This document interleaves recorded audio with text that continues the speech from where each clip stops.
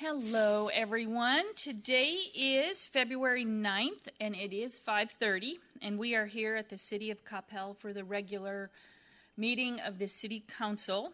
There is a quorum present, so I'll call the meeting to order, and we will be going into executive session. Thank you.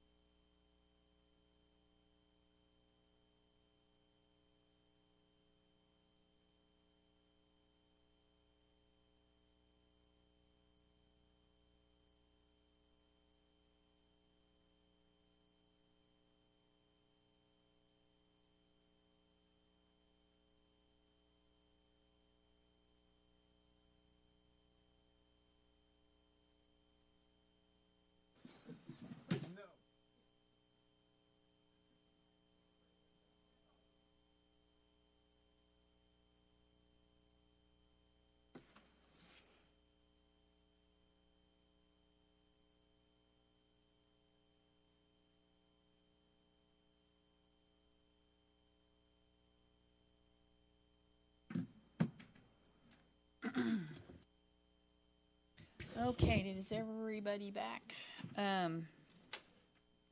We adjourned from work session at 5:48, and I don't think I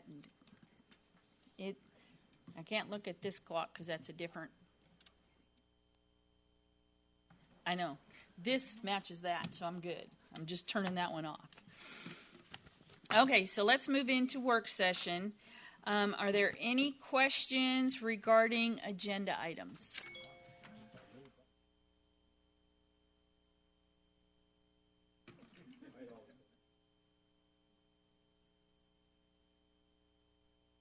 No questions regarding agenda items?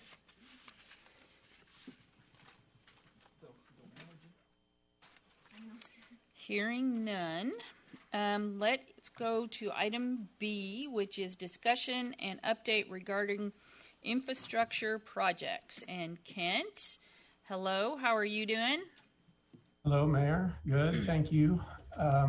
So this evening, Mayor and Council, thank you for this opportunity. I'm going to go through some infrastructure projects.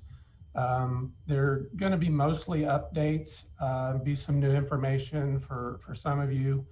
I'm going to give a brief background on some of the projects. And I say that because if there's a project that you want more information on and a deeper dive, I'd be happy to come back at a later time in a future work session and do that. But I do want to give kind of an update on everything we're working on. And this is kind of a current day to 2-year look ahead. So these projects are going to carry us into probably the next couple of years. And I think what you'll see is that we're going to be very busy, and that a lot of these projects could very well have a significant impact on residents, both during construction and after construction. So next slide, please. I'm going to get into some streets projects first, and hopefully you can see this map okay. So Airline Drive, so I've got this new annotation tool that I'm going to try to use here. Hopefully you can see this arrow. So the first road is Airline, and it's down here. And so Airline is under construction. It's a $5 million project. We expect to complete it towards the end of 2021. As you have heard in some of the updates, we are handling traffic where there's only one lane of traffic in one direction, westbound. And so far, we've gotten through all of the waterline work to the point of tie-in and beltline. As our contractor got into starting to work on removals and preparing the subgrade, they encountered a conflict with Spectrum. So we're working on getting that resolved, and then they'll get back to work. But so far, we're still on target for late 2021. Next project is Cambria and Wise Way, and that's in the middle of the screen here. That's a neighborhood street project or residential street project. It will come to you for award in the next meeting, and it's about $1.5 million project, and it'll take anywhere from 9 months to a year to complete. These residential streets are challenging in terms of handling traffic and parking and access to mailboxes and all those fun things that we all like to do in front of our houses. The next project is Plantation and Mossy Oak. It is a significant, I would say, residential street reconstruction project. The cost estimate, and it's bond funded, so you probably remember us talking about it in terms of the bonds that we sold last year. We sold $7.5 million for this project. We plan on, it's still in design, kind of wrapping up design. We plan to bring that to you for award in the second meeting in April. Right now, it's looking like the actual construction cost is going to be between $5 and $6 million. So we'll have some bond savings there. Before I move forward into the intersection improvements, I wanted to pause for just a second and talk about how do we determine which projects are our priority, particularly with the residential streets, but really with all of our reconstruction streets. We're at a stage in the life of Coppell where we're rebuilding streets. We're not building any new ones. All of our thoroughfares and the vast majority of our residential streets are they're constructed. So we go out every 3 to 5 years and do a condition assessment of all the streets in the city, residential, collectors, arterials. So we get that assessment. We use that in combination with looking at funding availability, as well as the condition of the utilities under those streets. And in the case recently of Oak Grove, whether that street is being redeveloped. So we didn't think in the case of Oak Grove that it made sense to let all of those lots redevelop and then we go in and rip out that street.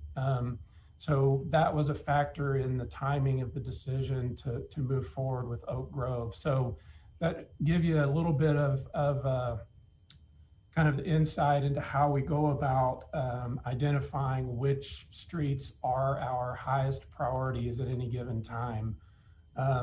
So the next project I want to talk about is the intersection improvements project that is also bond funded, bond supported. It was awarded during the last meeting, and there's an equipment purchase on the agenda tonight on the consent agenda associated with that project. And it's so it's a $3 million project overall. We're making intersection improvements at the 4 locations that are highlighted in green. We're also working on a design amendment to add the 8-foot side path between Denton Tap and Hertz. I know that came up in the conversation around the project. We've located or identified that there's sufficient CRDC funds to fund that, that missing piece. So as part of this project, we will add that, and that'll finish that 8-foot side path all the way to Denton Tap. And then we'll be working on the design for that right turn lane at the 121, eastbound 121 frontage road at Denton Tap. So we think that's about a year and a half long project. They'll be starting down at Southwestern. They're already working on ordering the signal equipment associated with that project. So you'll see work down at Southwestern once they know that they're not going to have to begin and then stop work and wait on the equipment to deliver. So they're not going to start turning dirt until we have a better handle on that lead time. Neighborhood alleys projects. About every 3 to 5 years, we include in our quarter-cent IMF funds or our quarter-cent dedicated sales tax funds to reconstruct about $1 million worth of alleys. So we have that in our scope this year to do. And we won't do, in the current plan, we won't do another neighborhood alley project for another 4 or 5 years. And that's one of the impacts that you see in the reduction in sales tax. Next project is probably the big daddy on the list, which is Beltline. The plan is to sell bonds for Beltline, and the whole scope is not shown on the map, but it begins at Southwestern, goes all the way to LBJ, and it's a full reconstruction of Beltline. You will recall that originally we were going to remove the center median, including all of the trees, and use that space to maintain 5 lanes of traffic during construction. We changed that scope through discussions with council. We changed that scope. We're going to construct it basically one half at a time. So we'll take one half out, reconstruct the other half, flip traffic, reconstruct the other half, and then come back and do all the median work. And then, so I do want to mention that we will be saving as many trees as possible, but there will still be crossovers. There will still be median work that has to be done. So I don't want anyone to think that we are not removing trees. We're still working on the exact number, but it could be, we could end up removing half of the trees that are out there. I don't know that number yet. We will definitely update council when we have a better handle on that.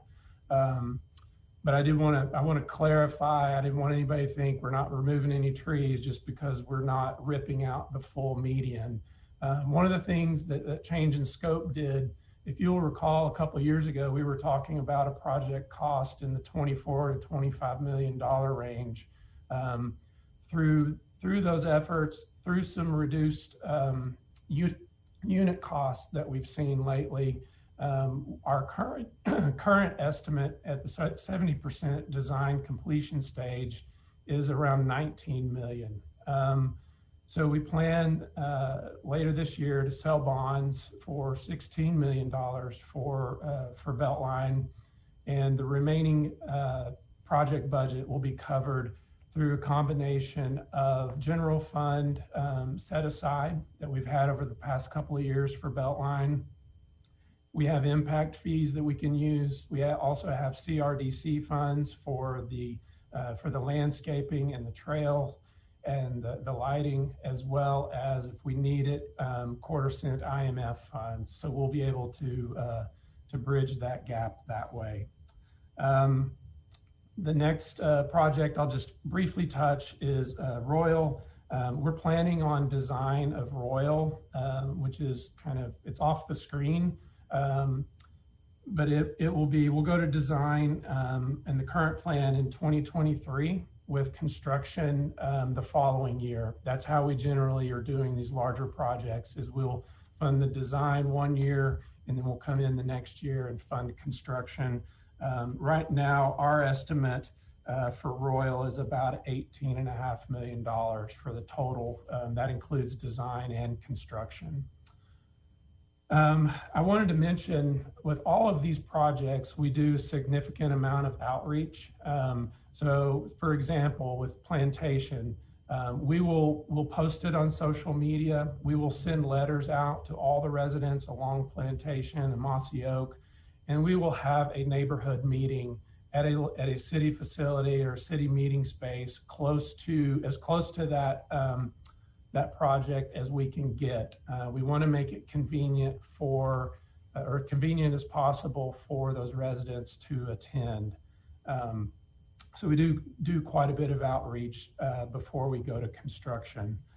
The last three projects I want to mention on this slide is the drainage improvement projects. These are also bond supported, $2 million sold last year, and it's 3 locations. So the first location is up here on Denton Creek underneath Denton Tap, and it's a grade control structure, and basically is to improve the conveyance of the stream. That was a recommended project out of the Denton Creek study that we completed a few years ago. The next project is out here on the east side of town. We have several outfall structures along Denton Creek that we need to go in and reconstruct. They're failing. They're creating erosion problems along our easements. So we're going to go in and rebuild those outfall structures, and we will improve and protect the bank where those structures enter the actual stream. The third project is down here. It's on a tributary or a little stream associated with Grapevine Creek. We call it Stream G6. You will probably recall we have a sewer line in the stream bed of Stream G6. So we will be protecting that sewer line. We have an outfall that outfalls behind a residential property. It is failing. We will be reconstructing that outfall structure. And then we're going to be making other stream flow improvements, basically to stabilize this stream so that it doesn't cause problems going into the future. You'll recall with all 3 of these projects, we had discussions about when we would go in and make stream improvements like this or pursue projects like this. One is if we have infrastructure that's being compromised and we need to go in and protect that. That applies down here at Stream G6. The second is we have drainage infrastructure that needs to be maintained or reconstructed. That applies here at Stream G6 and then Denton Creek on the east side of town. And then where we need to go and stabilize the conveyance of the stream or stabilize the flow. All 3 of these projects really fall into that category, especially Stream G6 and the Denton Creek grade control structure. Next slide, please. This slide deals with some water sewer projects that we have planned and that we've been working on. All of these projects I wanted to mention are in our water sewer utility business plan. So these are already built into the rate structure that we've been discussing with council. So these are not kind of above and beyond what we've already had in the works. The first project is titled Water System Improvements.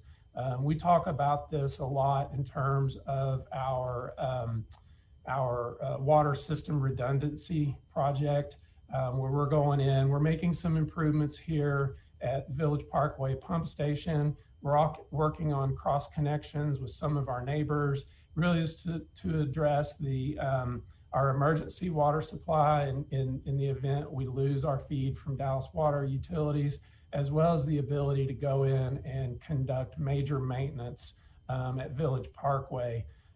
If you recall, the city had planned for years to build a second pump station at Starleaf or on Starleaf, and this project basically replaces that project.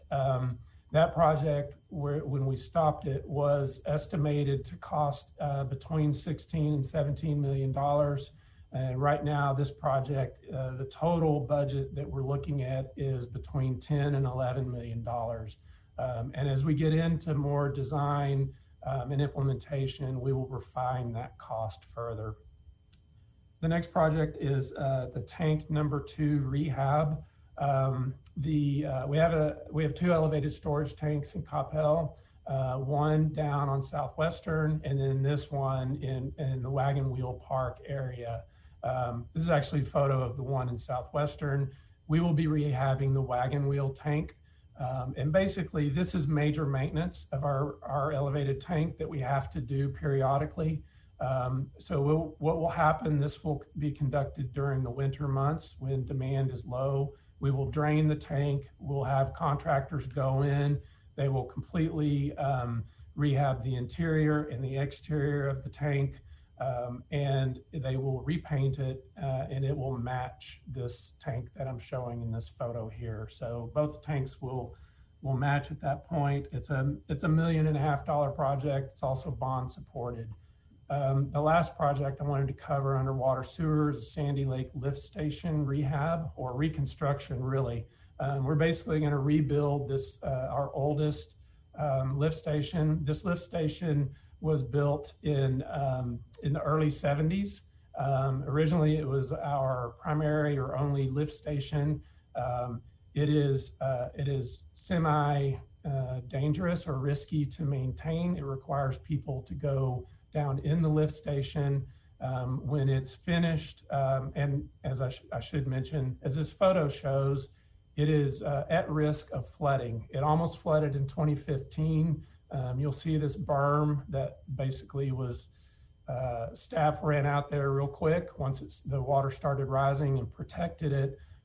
So the new lift station will be constructed. The pad will be lifted. The lift station itself will be lifted out of the floodplain. And it also includes an upgrade to our SCADA system, which is our controls and monitoring system. It's a $6 million project, and it is also bond supported.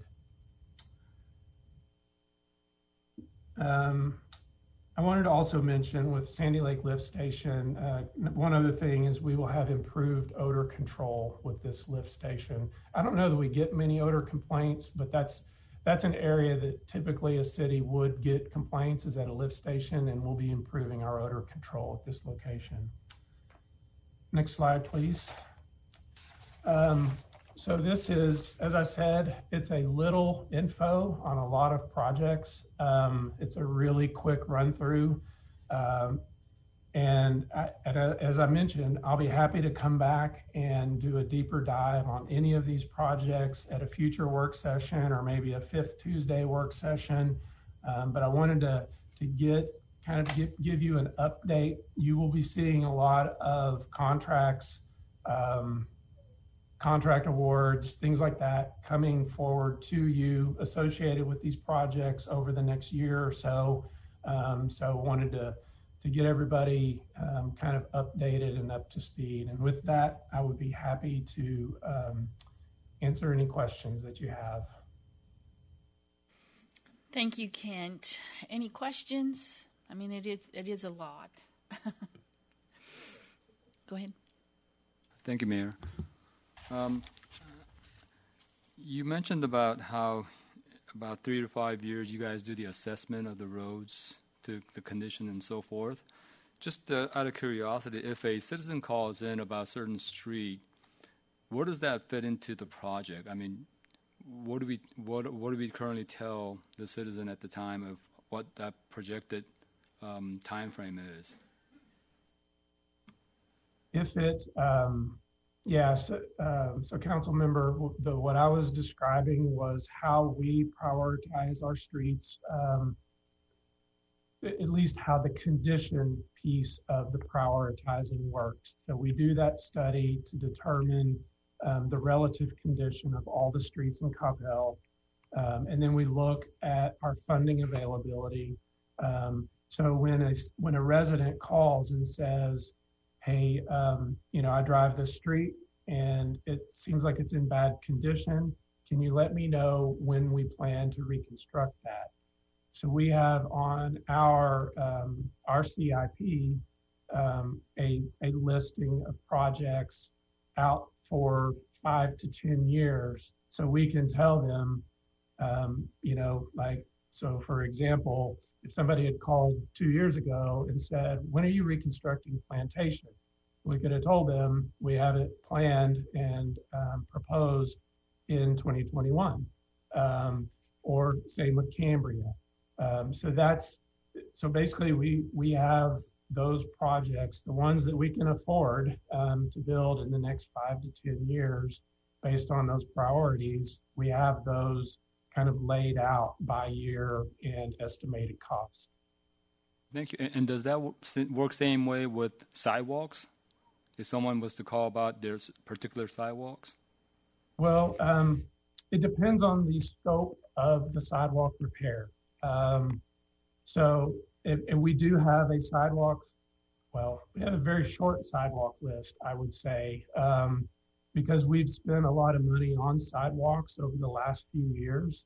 But yes, we do have a list of requested sidewalk repairs and replacements. And we have a certain amount of money budgeted each year to go in and replace or repair sidewalks. I will say again, sales tax impacts here, that dollar value is less this year than it has been in the past, and will be less going forward just because it's sales tax funded. But yes, we do have the list, and we track all the work orders. So all the calls that come in, we track those, and we go out and we assess every complaint or every request. Staff goes out and assesses the condition to determine those priorities. One more. And another thing I wanted to ask about, you talked about, alley reconstruction, reconstructing alleyways and so forth. But in terms of the damages, have we ever assessed in terms of where those damages are, they're coming from? Because what I heard before was that a lot of time the dump trucks that are going by, whether it be, I don't know if it is true or not, but whether it be the right size or what it is, but they're the one actually tearing up the alleyways. Have we ever looked into that? Well, I would say that the alleys are built to accommodate dump trucks or trash trucks. Now, if we had a steady stream, if you were running 10 trash trucks a day down those alleys, I would say that's a major contributor. The big contributor to our alleys falling apart is just age. So they are designed to carry the traffic and the traffic speeds that an alley would carry. It's a typical alley design that you would see really in any city that has alleys. So I think our alleys are designed to accommodate all of the users that should go down an alley. And trash trucks have always used alleys, in at least that I'm aware of in Coppell. Gary, then Bijou. Yeah, thank you for the information, Mr. Collins. My question would be, several years ago, we were not happy with the length of time for the sidewalk replacements, and so we put some additional funds towards that. And I don't remember the exact, it seemed like we got it from a couple of years down to several months. With the restriction on funding, do you know how far out a sidewalk repair, if someone called in, how long they would have to wait right now? I do not know that, and I don't want to tell you something that I don't know, but I can definitely find that out and get back to you. I guess what I would request as we get into the budget season to understand that $100,000 would get us from 18 months to 12 months, or $50,000 would get us, just so the council can make a decision about how to fund that. If I could, I would offer that one of the things that we have started doing. So, historically, we would get a complaint about one panel that is, uneven or is raised. We've started actually using our Urotech material to go in and lift sidewalk panels. So if the panel itself is in good condition, but we've just had some settling, we'll go in and fill those voids to address that settling. So we're looking at other methods to prolong the life of the sidewalk so that we can address those concerns without necessarily having to go in and replace maybe 5 or 6 panels if it's just a settling issue. So we've had some good success over the last year doing that, and we think it's a way where we can extend the funds that we have. Thank you. Thank you, Mayor. Ken, I have a question for you, unrelated to what you discussed here. Do you have any updates for us on a right turn lane from 121 to Denton Tap? I know Kumar was working with the TxDOT when he came and presented to us for the right turn project. Yes, sir. We actually this week got a design proposal for that. I think, as he described, we had just gotten a response from TxDOT on how we needed to go about that project. So basically, we were told we need to design it, and then we just permit it through TxDOT. So we've started working with our consultant to start design on that, or at least the agreement. We have the design agreement in hand now, so we'll be executing that. It will lag behind the other intersections, but the intent is that we'll get it designed so that we can actually change order it into the intersection improvement construction project, if that makes sense. So it'll probably be it would come in construction towards the end of that project. Just for clarification purpose, are you saying the design work is done or that yet to be done? It's yet to be done. Right. We're getting a contract with our consultant to get that design completed. Thank you. Mm-hmm. Wes? Thank you, Mayor. Mr. Collins, I'm going to piggyback on what Councilmember Roden was asking. To the best of my memory, we were originally at a budget of $100,000 a year for sidewalk repair, and we went up and authorized $250,000. When you come back with that number, could you please let us know where we currently are? And yes, as Councilmember Roden said, how the tax rate will impact that. So I think that's $250,000 was the number that was kicking in my mind. So kind of a comparison on that number versus where we need to be.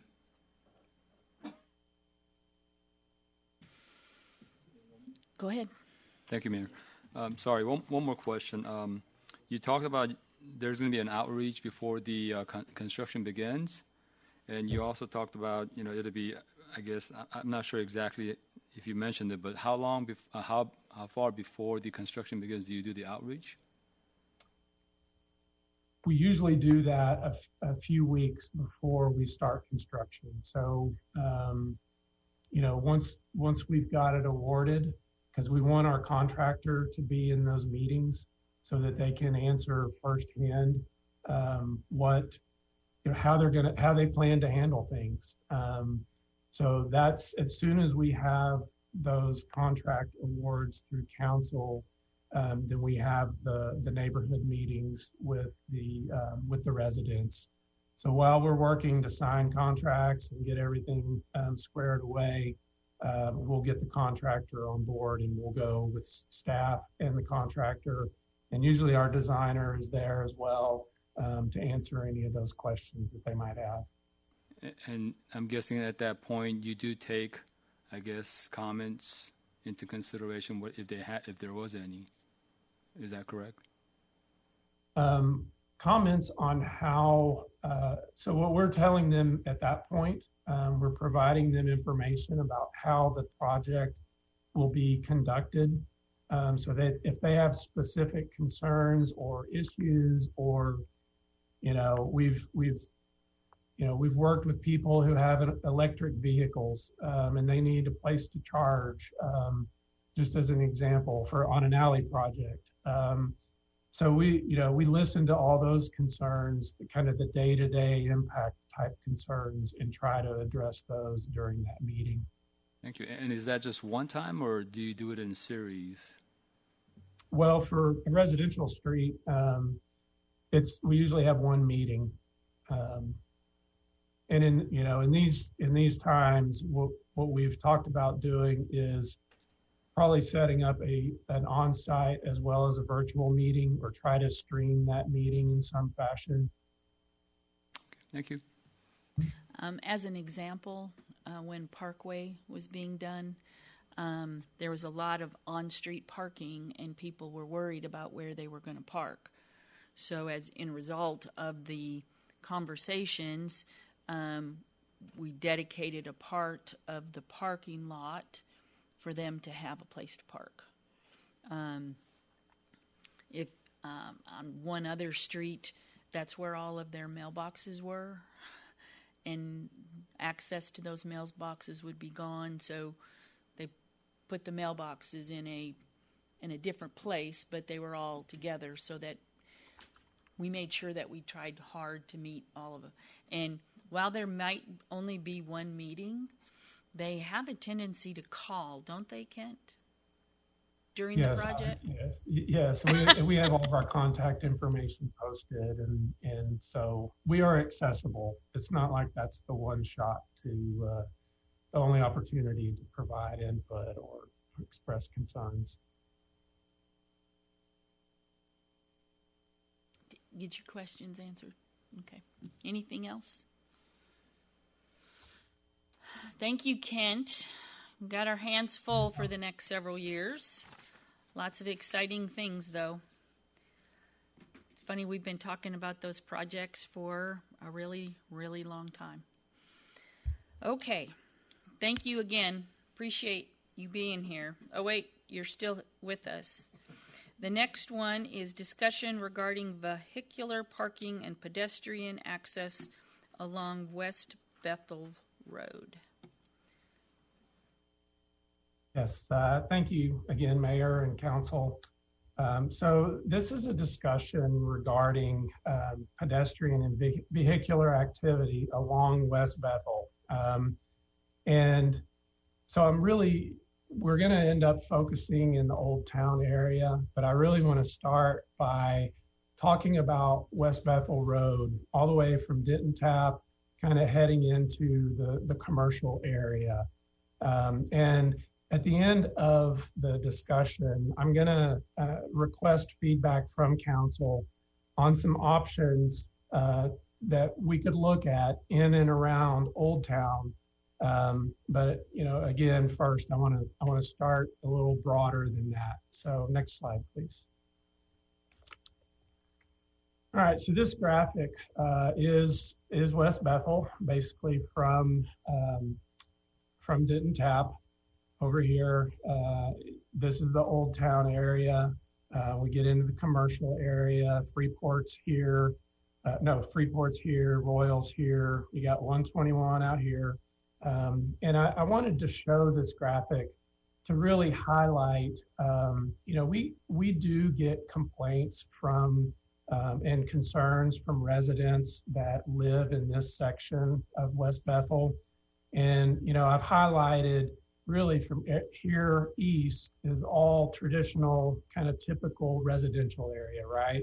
And then here in the middle, we have Old Town, We have this section that I've got highlighted in red between the two Coppell roads, and then everything else as you go west is commercial because of the flight path with DFW Airport.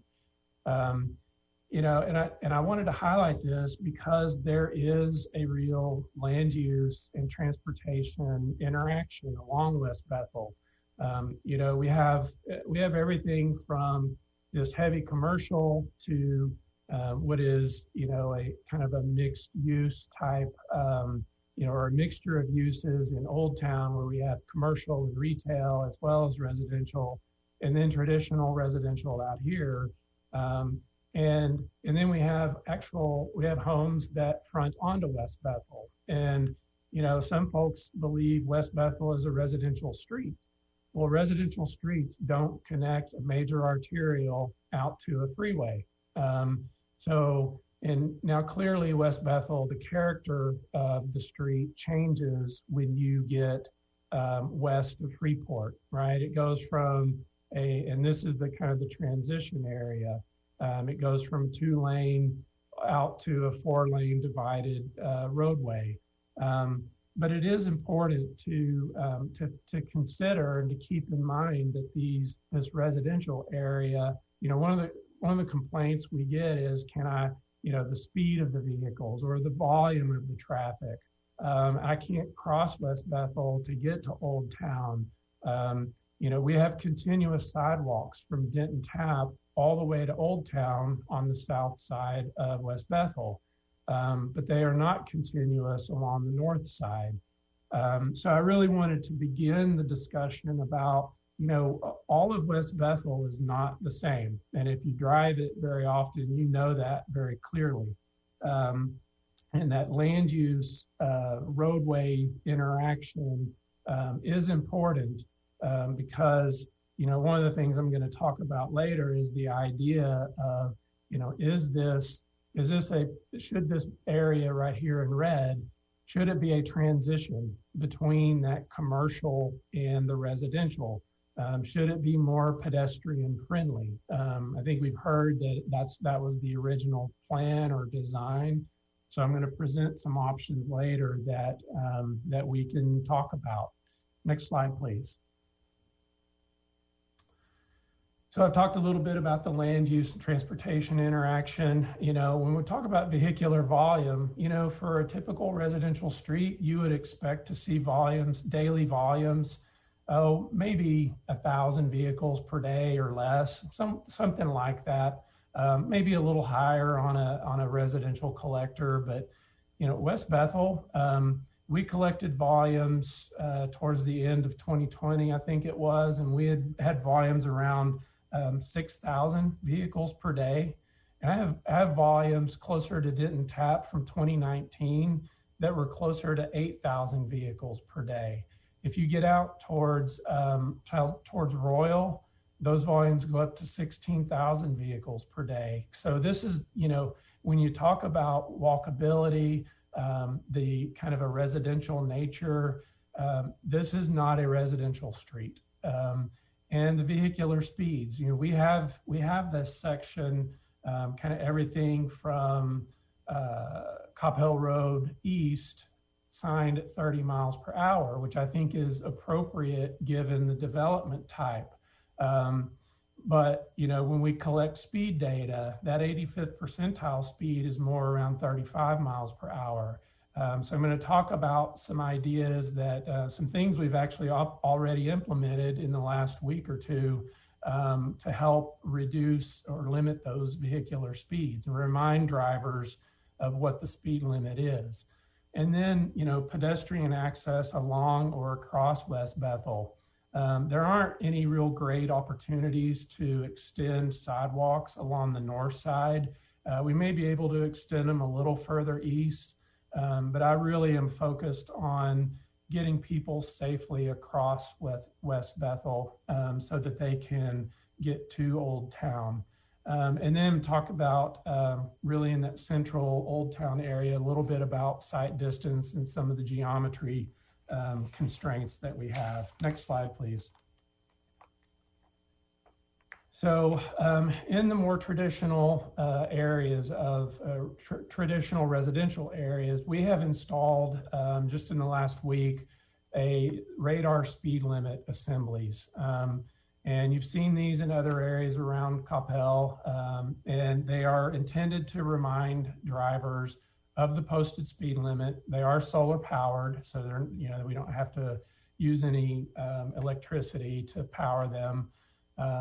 And what we see, or what we believe, is that these installations help reduce those outliers. So the people who are kind of not paying attention and they're just driving along, maybe 35, 40, 45 in some cases, it will be a reminder, an active reminder of their speed and that they are exceeding that speed limit.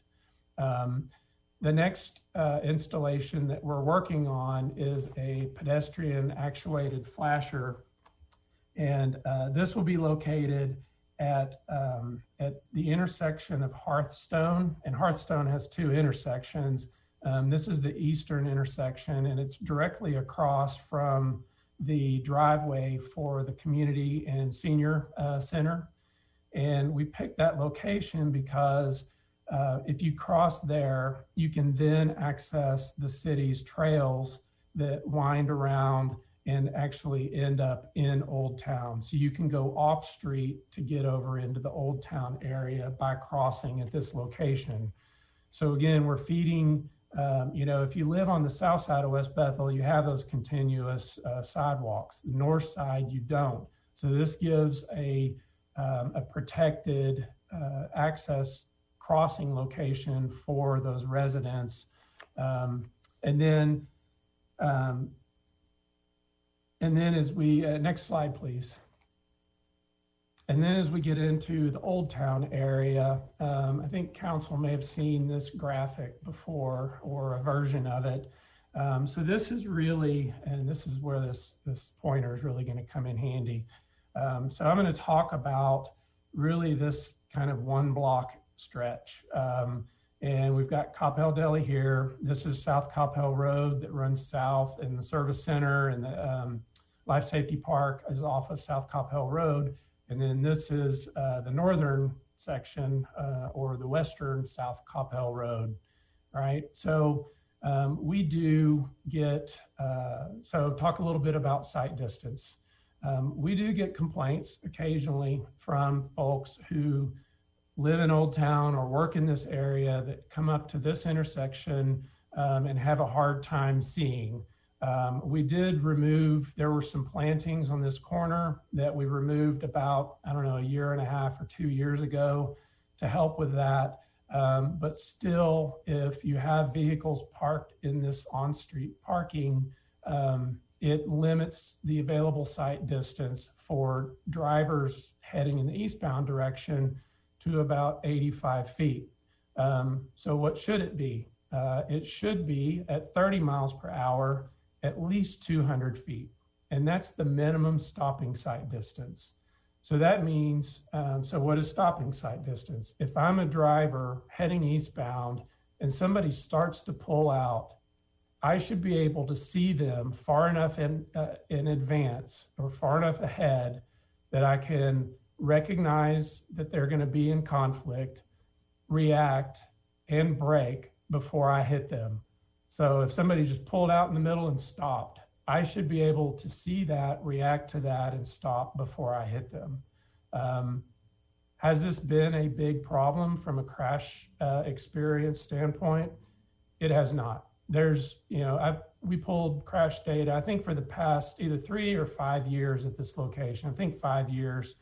And there was one crash at this location that I think is, could be related to the sight distance issue. If you look at the description of the crash, the driver who was heading eastbound said, I could not see the person in time in order to stop and avoid hitting them. That's as close as I can get to a sight distance related crash. And that's the only one. So it's not like it happens a lot, but it definitely is a deficiency in the geometry and the sight distance at this location. clearly we have the same problem here at Barnett Street. And at one point we were talking about maybe removing these parking spaces. We're really not focused on that as an option. Now we're really looking at what else can we do to address if this section of West Bethel was intended to be pedestrian friendly. We have the on-street parking here and here. We have angled parking on the north side. There's some things that we can do that could really make this a transition zone from the commercial into the residential. It could make it more pedestrian friendly. It would catch the attention of drivers. So what are some of those things that we could do that don't involve removing these parking spaces? Next slide. So the first thing is something that we're going to do, which is we're going to put up some advisory speed, some warning signs, some intersection ahead signs with advisory speed plaques. For the sight distance that we have, that speed plaque's probably going to be in the 15 to 20 mile per hour range. That'll just warn drivers, hey, there's an intersection ahead. You may not see someone who's about to pull out. So just be aware and be warned and be prepared to stop. The next is a second pedestrian actuated flasher, and this is at the eastern South Coppell Road. So that's the one that heads south, the one where we have the sight distance.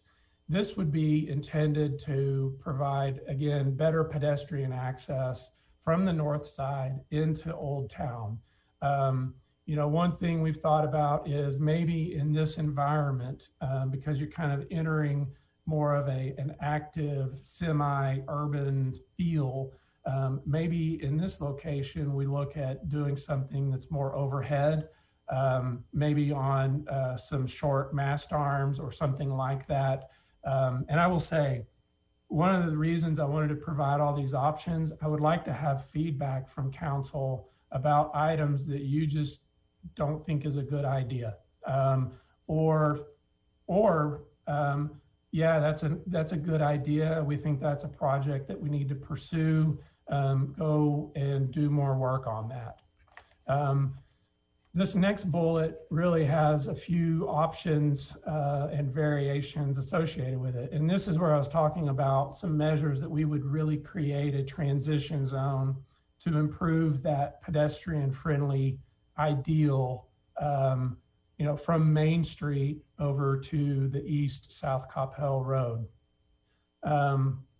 or between the two South Coppell Roads. So what could that look like? Well, one option could be we could raise that whole block 4 to 6 inches and go in and add textured pavement. Maybe cobble, if you think about the stockyards in Fort Worth, right? Now, the problem with textured pavement, I will tell you, is if you drive it fast, it's loud.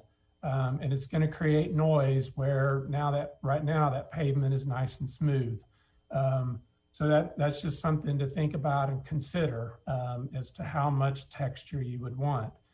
We could extend those the little medians on the ends of the parking spaces at the ends at those locations, at those intersections, and add some street furniture, add street trees out close to the street. Basically, make that stretch of West Bethel feel more narrow.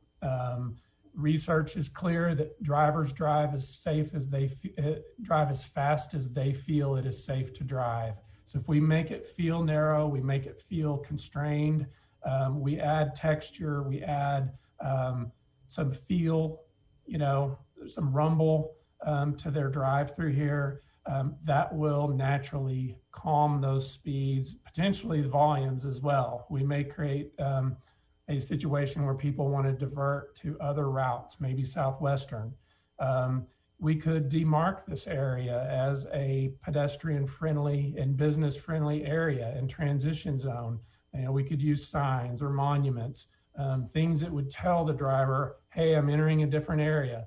You know, I just drove past Hard 8. Now I'm entering a new zone, and I really need to slow down because this is different. And so, you know, what would any of these things cost? Well, the signs we're going to put up, those are hundreds of dollars, right? We have that in our budget. We can accommodate that.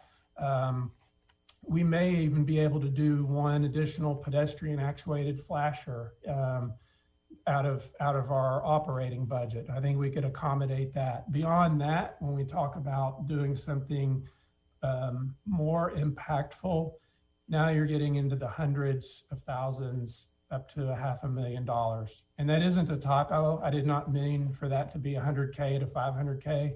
That was hundreds to 500,000s. So it's a big range of options. So next slide, please. So, you know, in conclusion, I really would like to hear back. Staff would like to hear back.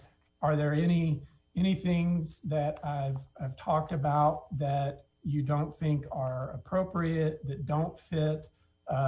Or do you like the idea of really doing something different in this stretch to create that transition, to kind of, you know, make it more friendly for pedestrians?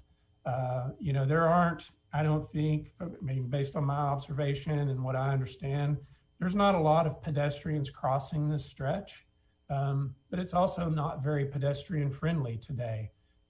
You know, maybe if we create a more pedestrian friendly environment, we will get more activity through this area. So with that, I will be happy to answer any questions that you might have. Thoughts? Remember, this is work session.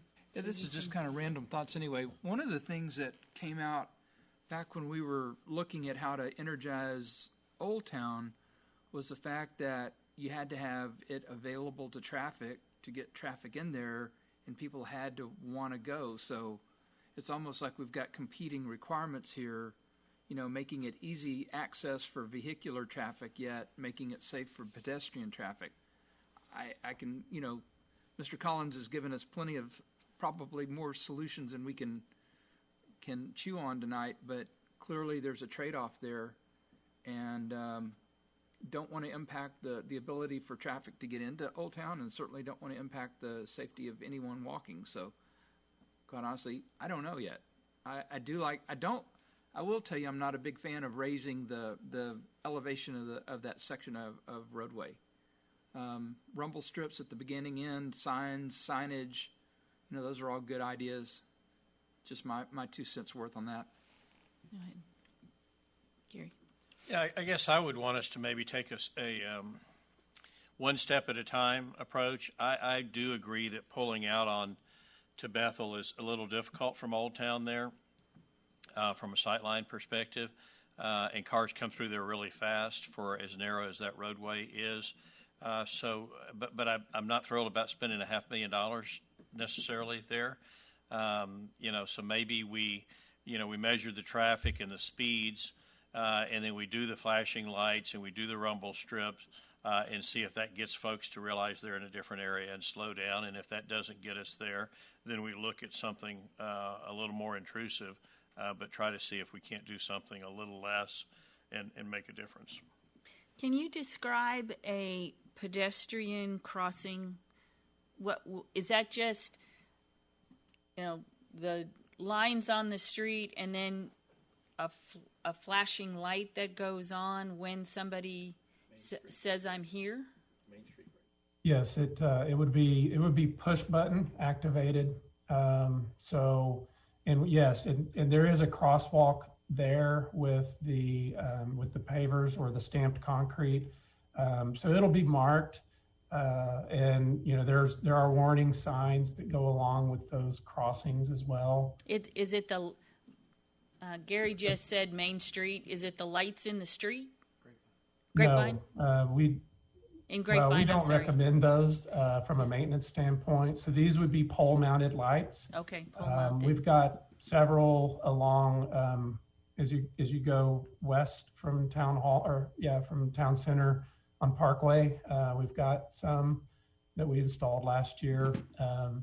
So a pedestrian just walks up, hits a button, and then you have the rapid flashing lights to let drivers know that that there's a pedestrian crossing. Okay. Go ahead.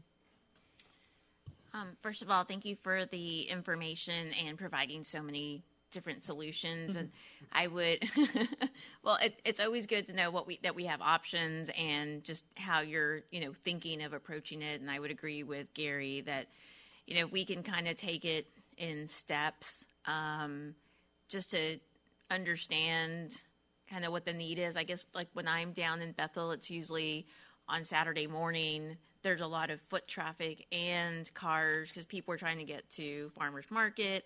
People are walking, jogging. So I do see a lot of that during the week. I don't necessarily see it, but then again, I'm not there all the time. But again, I think I would agree with Wes on, I don't know that I'm necessarily a fan of the raised option. But again, safety first, right? We want people to be safe and we want to provide the opportunity for pedestrians to get from point A to point B.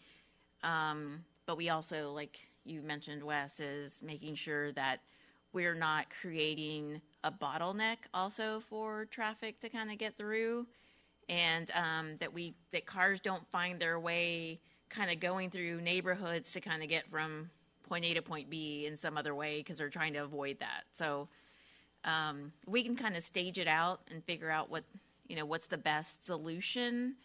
I think along the way we might find that it may not necessarily need to take that $500,000 to solve it. So The thing that I'm thinking about is, okay, if there's 6,000 cars coming in and out of there, are those or vehicles, I'm sorry, if those are the vehicles that we want? I'm guessing that a 18-wheeler isn't going down that portion of the east side of West Bethel. I always hate when we have to do that, but on the east side of that, but they may, and I just haven't seen them. If we're trying to stop that kind of traffic, I would think that if those people are going north or south or whatever, they should use, Freeport, or they should use North Coppell. They should be using lots of different places other than going down that street. But if they are using it, is that what we want to stop? And I think we have to make sure, like Wes said, that we're not stopping the traffic that we want to go in there. I choose to come at, of course, I'm coming from probably a different way than most of the people in Coppell, but I choose to come to Old Town from Southwestern, just because to me there's not as much traffic down there. But most people that I talk to come to Old Town from West Bethel. So they didn't even realize that they could come from that way, or they come down Coppell Road. So is there a way to find out what kind of those 6,000, are those actually cars? Or are they trucks? Or what is it that is there that we don't want? I will tell you, there is some truck traffic east of Old Town on West Bethel, but it's not a lot. And, I would say that any of these measures, the goal is not to necessarily drive traffic off of West Bethel, but is to give those drivers a heads up that you're in a pedestrian-friendly zone, a lower speed environment, and then as you head further east, you're in a different character of development, that it's more residential, because people do use West Bethel to go from 121 to Denton Tap. not necessarily commercial users. They're just using West Bethel because it's a connection. It's a street. So I don't know that, I'm not looking at this as a quote unquote traffic calming, project. More of a, I think of, well, I mean, there are examples of pedestrian-friendly environments in cities. You mentioned Main Street and Grapevine. They have a lot of these same kinds of measures along Main Street to accommodate pedestrians, to slow the traffic. If you drive down Main Street, even if it's not busy, you don't feel like you should be driving fast because there's a whole lot going on adjacent to the lane. And that's And you really have to how be you able to do it. watch it all. Yeah, and that's how you achieve that goal, kind of through design. Is you make it feel busy, you make it feel narrow, you make it feel like that type of environment. So I don't know. I'll just say when I go to Old Town, if I'm coming from Denton Tap, I turn down the first South Coppell Road. If I'm coming down Coppell Road from the north, then I just continue in on Main Street. So for me, it would not, as a driver, but I know I'm not every driver. So I just offer, for me to get to Old Town, these measures would not impact my drive at all. But I know I'm not every driver. So if as kind of suggested here, you started with your signs that show how fast you're going and reminding everybody you're supposed to be going 30, because when I have driven down there, there's usually somebody just screaming up behind me. Not to say that I'm always going 30 or less, but so what you're saying is by adding many items to kind of make you, as a driver, stop and think, like the pedestrian crossways and those types of things. Have you thought, when you talked about pedestrian crossways, if you're coming from coming across toward the senior center, that's one. Should there also be one at where South Coppell Road is, as well as North Coppell Road? Wait. Okay, so not just the one that was on the list or the picture. Kent, you had suggested you were going to talk about one at South Coppell and West Bethel as well. Right. That was one of the options, was Right. to add a pedestrian crossing there at South Because Coppell. it's kind of like when you're going down some of our streets that are wide, Hertz and Mockingbird and a couple of others. There's a lot of things to stop you and to say, okay, this is where school zone is. This is.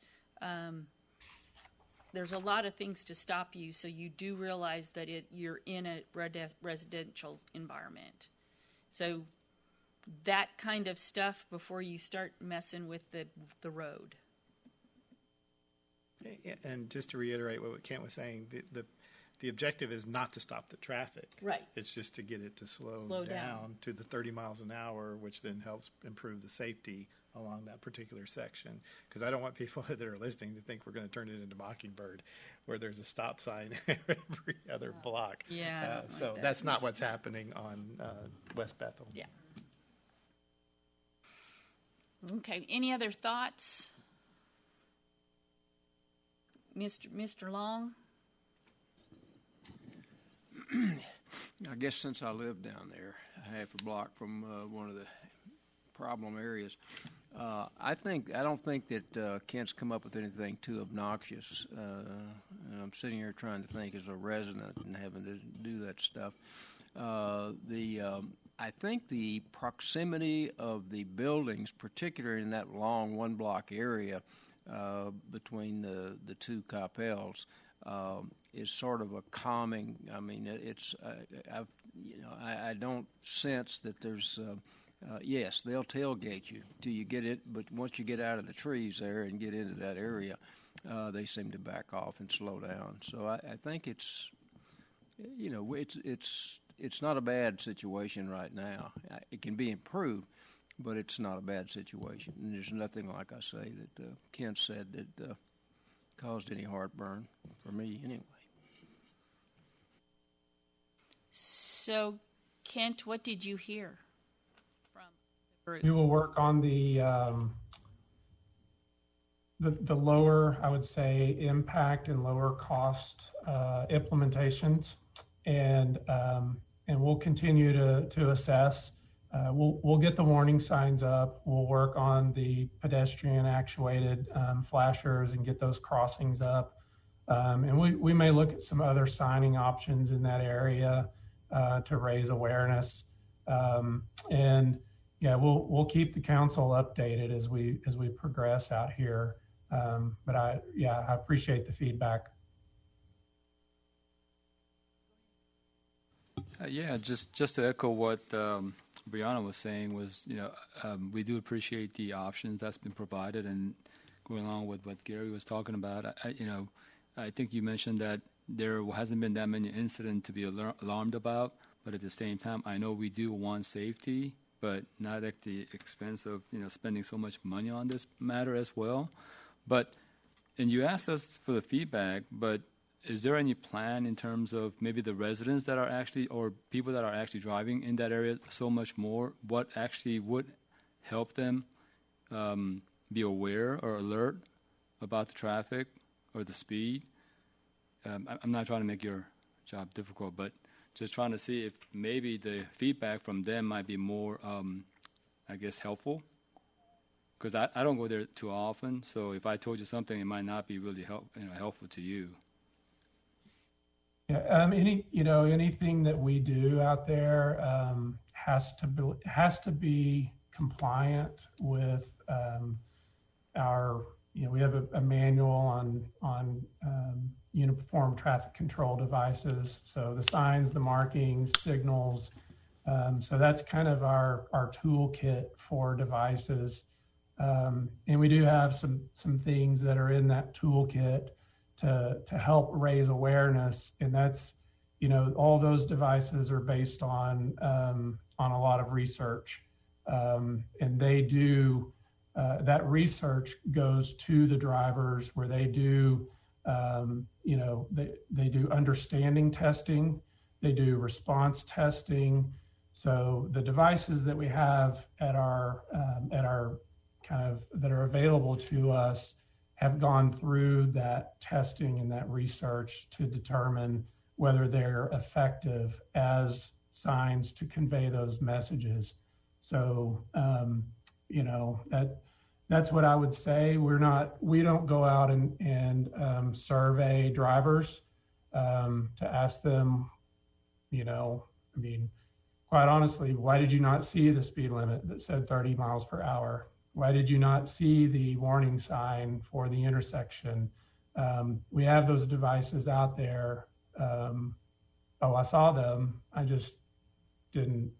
I was looking at my phone, things like that. So we do not survey drivers for their input on a project like this. We do get input from the residents along this area who have requested better pedestrian access. And they have requested us to come out and try to address the speeding. And so those are some of the things that we are doing. Okay. Anything else? Thank you again, Kent. Thank you. It's always interesting. And now if you can figure out how to slow people down on some of our other streets, I'm sure everybody will be happy. But thanks again. Okay, now we have Captain Maurer to discuss regarding tethering ordinance. Yes, ma'am. Good evening, Mayor. Welcome. Good evening, Council. I think everybody can hear me. We can. Perfect. My name's Anthony Maurer, and I am a captain with the police department over the patrol division. And as part of my responsibility, I work with Animal Services. And I believe Charlene Lovato is on here, and she is the manager of the Animal Services shelter. And she should be listening as well. Tonight, I'm seeking guidance on a dog tethering ordinance. Over the last several years, several concerned citizens have expressed their concerns regarding dog tethering. Currently, the city of Coppell does not have a dog tethering ordinance. We use state law for enforcement, and ultimately the state law is designed to keep your pet safe. The state law basically states, and I'll just bullet point some of the highlights, that the owner may not leave a dog outside and unattended between the hours of 10 p.m. and 6 a.m. And the other highlight is they may not leave the dog outside in extreme weather, meaning heat and cold. It also prohibits the types of restraints used on the dog. For example, they specifically mentioned pinch type collars, prong type collars, choke type collars, which I'm sure all of you are familiar with, and then collars that are improperly fitted to the dog. Little history on this subject. Back in 2016, the Animal Services Division started receiving some calls regarding a dog that was tethered in one particular location. Each and every time the officers from Animal Services responded, they have verified the owners are in compliance with state laws, and we've never had any violations there. The citizens that are concerned with this topic of dog tethering have expressed a desire for a more restrictive ordinance regarding the dogs being tethered. Several other cities, just to give you an idea, some cities have enacted dog tethering ordinances. Some have not. Some follow state law. It's a mixed group. For example, the city of Dallas, the city of Carrollton, and the city of Irving all have enacted ordinances. And the basic difference and the common thread or common theme between their ordinances and state law is they require, when the dog is tethered, that the owner has to be in possession of the dog. In other words, they have to be present with the dog while they're tethered. So that's the common thread between all the city ordinances. So again, at this point, I am coming to council and to the mayor to find out how to proceed with this issue on the ordinance. Does anybody have any questions?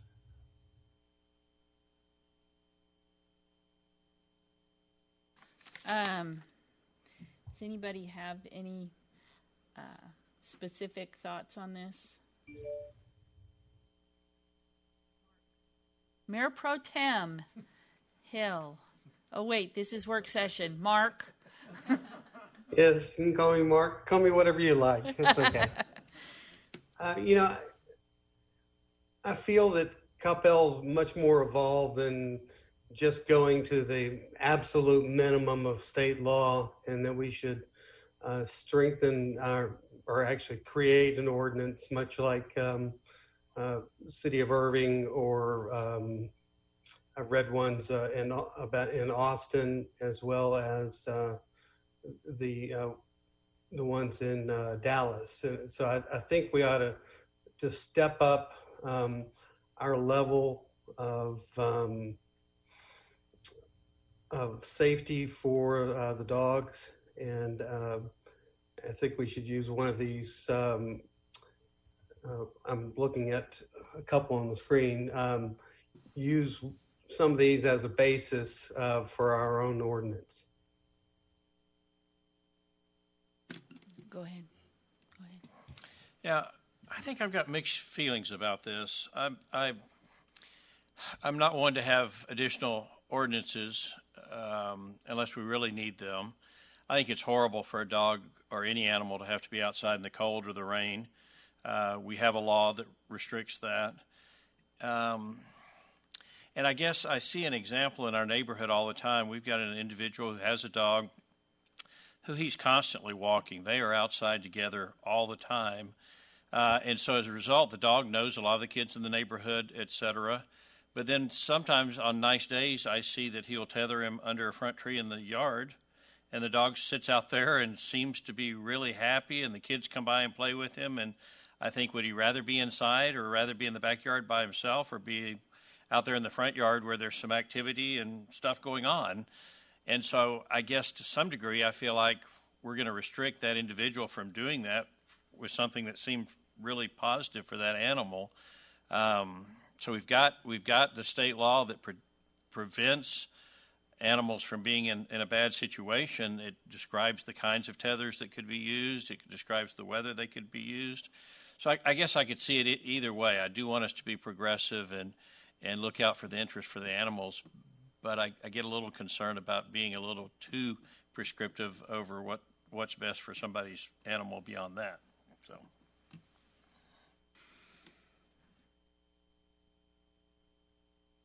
Go ahead. As a multiple dog owner family, I completely agree with Gary. Don't want to put in an ordinance that's unnecessary. And like we've got a dog in our neighborhood. The dog's name is Oscar. Very similar. The dog actually loves to sit outside by himself, tethered. The owners are watching out the window, so he's not like he's really alone. But I wouldn't want to put an ordinance in effect that would keep Oscar from being out in the front yard where he likes to be. As I read through the state law, this is actually fairly, if it's interpreted and enforced, it's actually rather restrictive. I guess I wouldn't mind seeing some minor changes or some additions to the state law that we could enforce, but I think it's really just a matter of some awareness among people about what the state law actually entails, because it's, as I read through it and have read through the other cities, they really haven't done that much. They really haven't strengthened the state law that much. Even in the state law, it says that it's got to be, may not be unattended, so I'm not really clear what we could really add. So maybe the takeaway, Captain Maurer, is come back with what would be possible and what we would be seeing and giving up, or what we would be adding to it. A little bit more dialogue, I think, would be very helpful for me. I do know we have some people coming to speak today at Citizens Appearance, and I'm sure that we're going to hear the gambit. I have, I'm a dog person. Our dogs aren't tethered primarily because they wouldn't be good at that. And I think most dog owners know what their dogs can and can't do. Mine just choose to stay inside. So I'm kind of with Gary on this. Unless, if we've only had one issue over all these years, and that dog was not in danger, because when you go out and look at that, that's what you're looking for, right? Is to see if the dog is threatened or in any way. Is that correct? I believe Charlene would probably be better answering that. I will tell you that in our conversations we've had about it, the owners are very responsible. They're very respectful of the law, and they do have a healthy relationship with the pet. But to answer your question, I think would be better served by Charlene.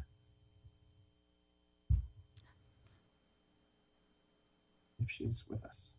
I'm sorry, you guys. I'm like in public right now because I'm like actually off work and there's a lot of noise.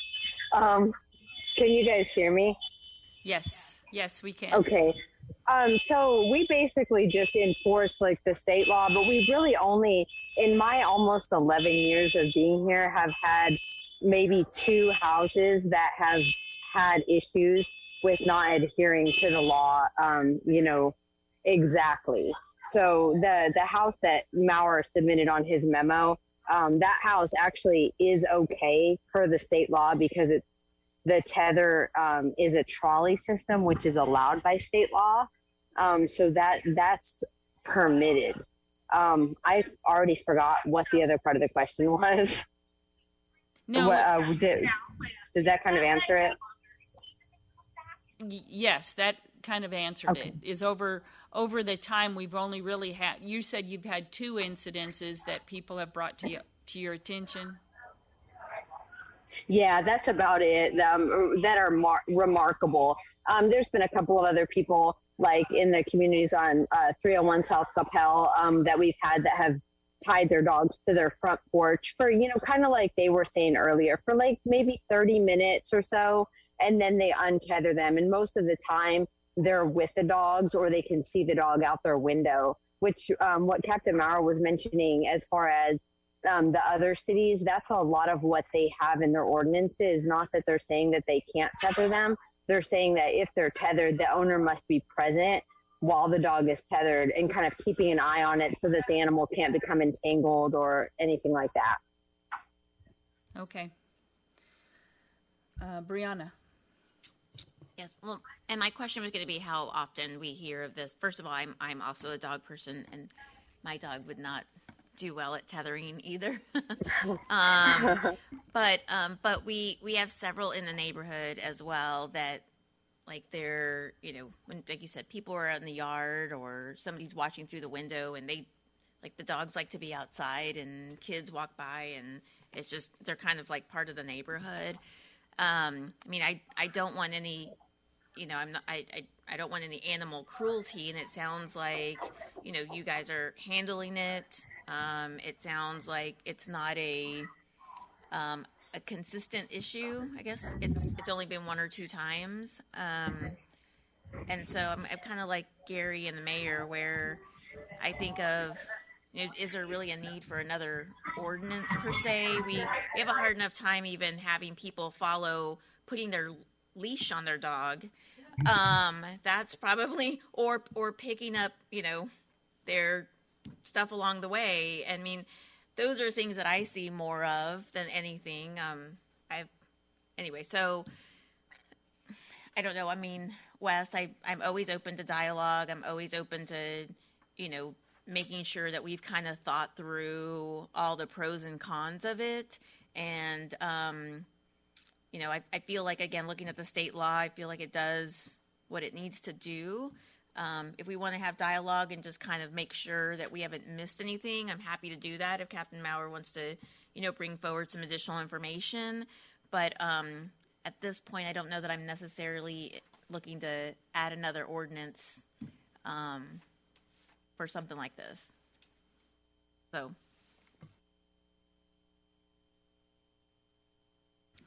Okay.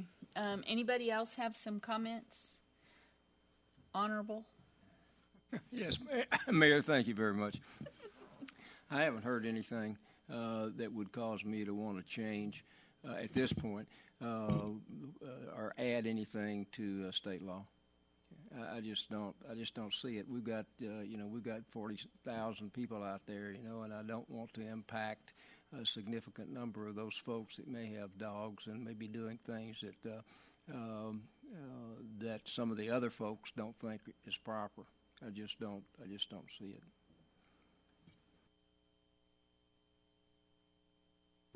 Okay, so what I'm hearing is, for right now, and tell me if this is what you guys heard, for right now, let's not do anything but keep our ears open, and if there is something specific that you think we should do to protect animals or if something is a problem that we need to be more restrictive, then to let us know.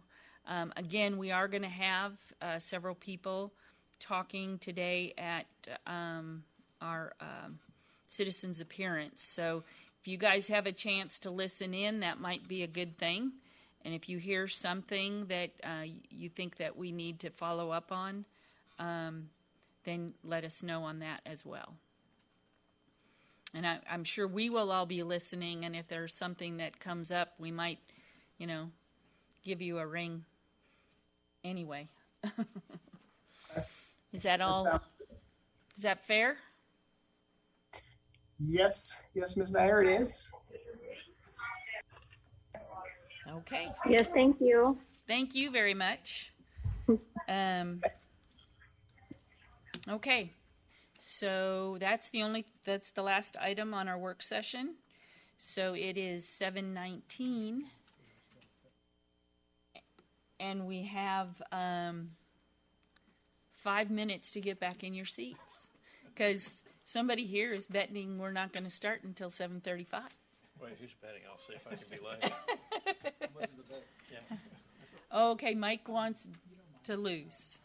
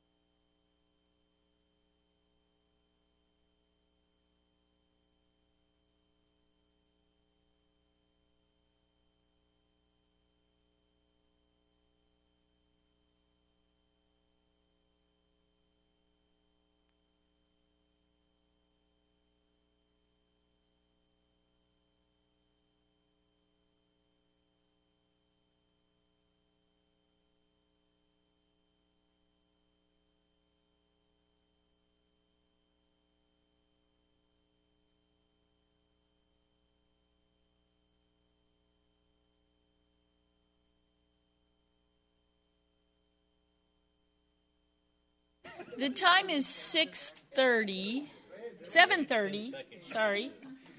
7:30, and I had just, yeah, that's true. 1, 2, 3, we have everyone here. Yay. And it was almost me just not paying attention to the time. So, the time is to open up a regular session. Everyone is here, and so the next item on our agenda is the invocation, and we have Councilmember Roden helping us with that, and then we will do the Pledge of Allegiance. Thank you, Mayor. Please join me in prayer. Faithful Father, we give you thanks for our many blessings during these challenging times. We thank you for our first responders and our healthcare workers, and all of our brothers and sisters who have developed and are administering the COVID vaccine. Give strength to those individuals who are sick, to those who are out of work, and those who simply are just weary from the isolation created by this pandemic. Give strength to our children who have had to adjust to a new normal away from school and friends. Help us to all understand that this is part of your plan and to look for opportunities to learn and to grow and to gain strength from adversity. Lord, we thank you for this community, for our citizens who have reached out to assist their neighbors in this time of need. Continue to guide our city staff and this council and county, state, and federal leaders. Help us to balance the many competing needs of our communities against the resources with which we have been blessed. We know, Lord, that you will not give us a cross larger than we can bear, and thank you for the strength to manage our burdens. In your name we pray. Amen. Please join me in the Pledge of Allegiance. I pledge allegiance to the flag of the United States of America and to the republic for which it stands, one nation under God, indivisible, with liberty and justice for all.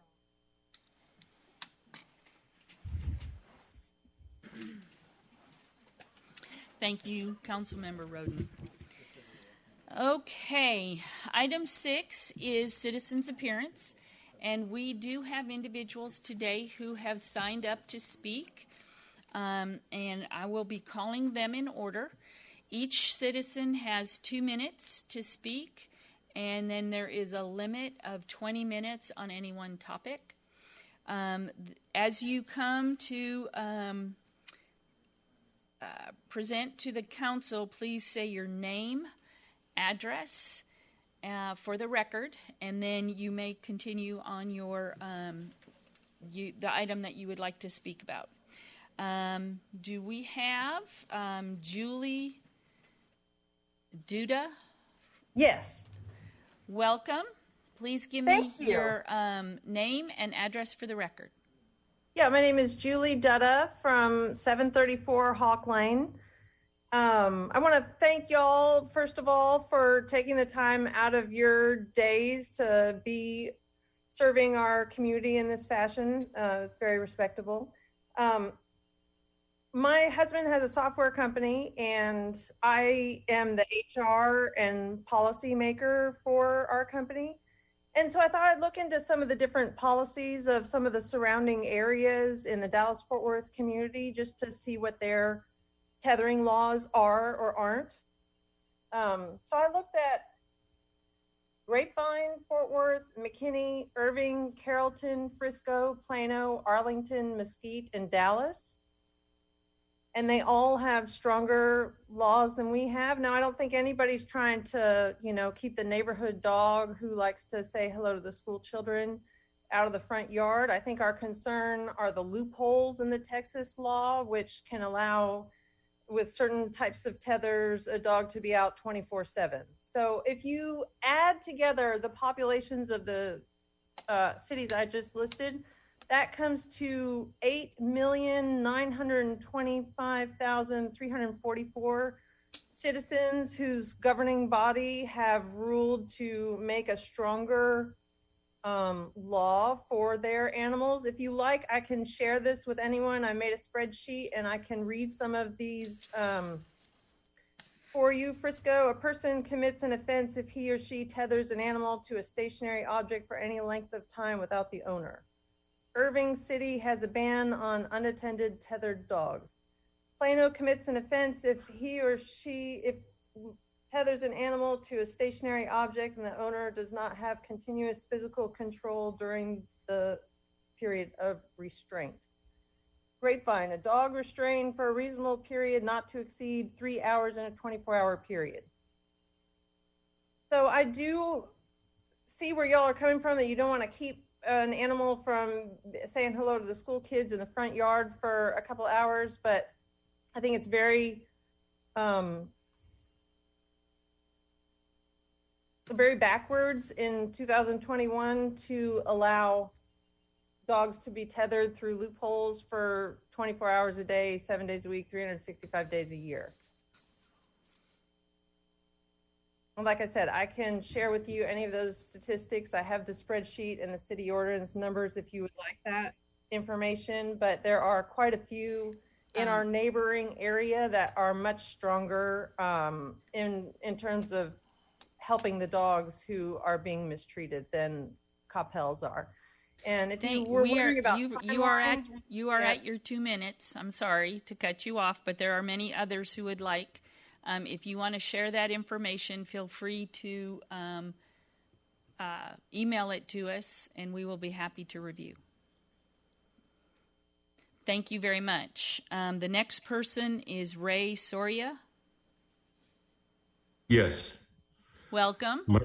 Thank you. My name is Ray Soria, and I reside at 1305 Stonecrest Drive in Coppell.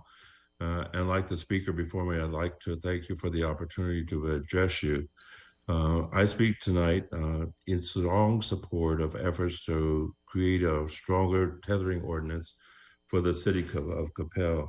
I'd like to encourage the council to create a regulation that provides both local law enforcement and Coppell Animal Services with an enforceable tool that allows them to protect animals, our four-legged friends, if you will. Many of us here have witnessed firsthand residences in and outside of Coppell where animals have been tethered well beyond 3 or 4 hours with little or no access to shelter or safety from the elements. These poor creatures deserve better than that, and we look to you to help us by creation of an ordinance that prohibits this practice and or places significant restrictions on its use. Again, I thank you for the opportunity to be able to share our thoughts. Thank you very much. Margaret Nelson. So we have been unable to get Margaret Nelson on the line. Okay. As of right now. And then Gregory Edwards is... He is on the line. Mr. Edwards, do you want to speak?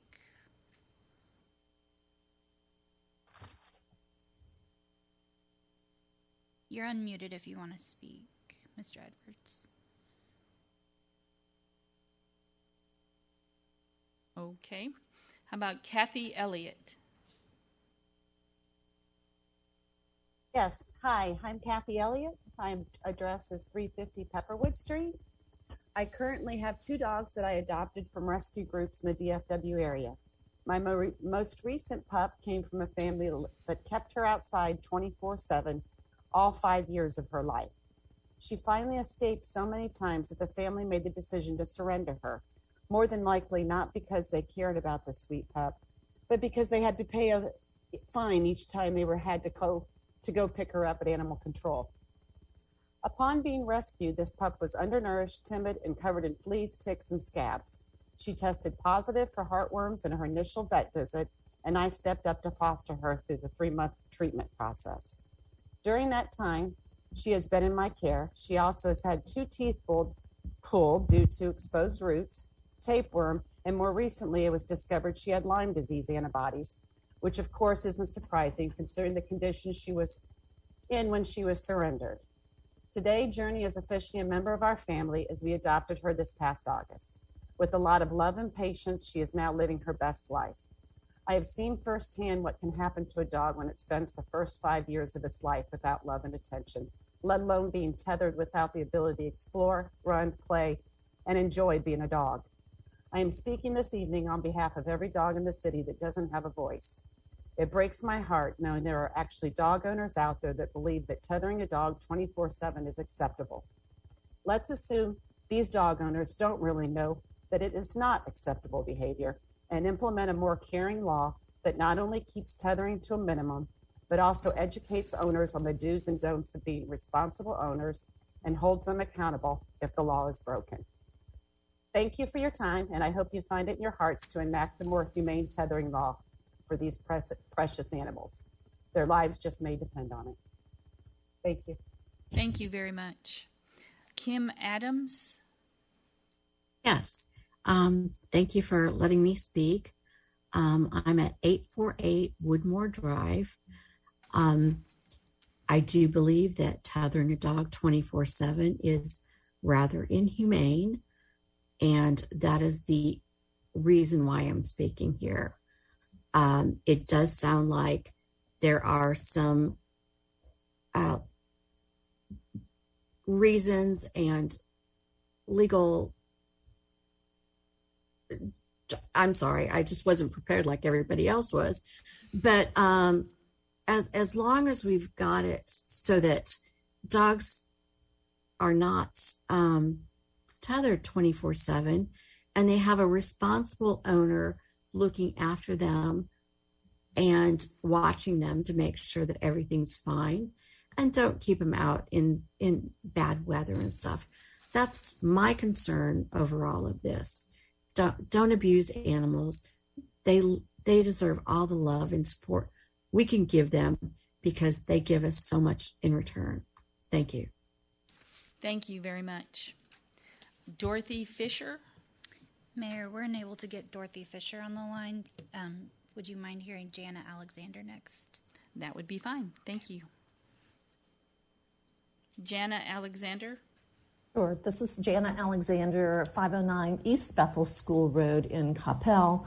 And I'm going to kind of skip all the niceties and thank you quickly for listening to me today. I think the most important thing I want to do is return everyone on this agenda to the actual state law. In all due respect, our officer misrepresented the state law, and frankly, our council member, Wes Mays, inappropriately stated that the Texas state law does limit tethering to 3 hours per day. This is absolutely not the case. Let me be as quick as I can to tell you what the net results are. There is the section 21.077 unlawful restraint of dog. Its only restriction is that you cannot tether between the hours of 10 and 6 a.m.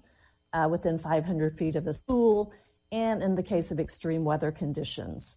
And it does limit the collar types and the length of the tether. There is an exception to 821.077. It is in section 821.078. And this exception allows that should you put your dog on a pulley system, in other words, a hook going along the line, there are really no restrictions. You may leave that dog in a place where he may be able to move 10 feet one direction and the other on a pulley 24 hours a day, 7 days a week, 365 days a year, with no freedom from that constraint. So I would ask with the deepest and most sincere respect that you return to the law that is the state of law, Texas state law, and read it and understand it in its fullest and decide if that's really the level of progressive thinking that this community wants to reflect. I support the idea of taking my dog in the front yard and tethering her while I dig in the garden so that she can be out there with me for 3 hours, maybe for 4 hours. That is not what the Texas law allows for. It's a much more restrictive, unsafe, and unkind ordinance. Thank you very much. Colleen Snyder.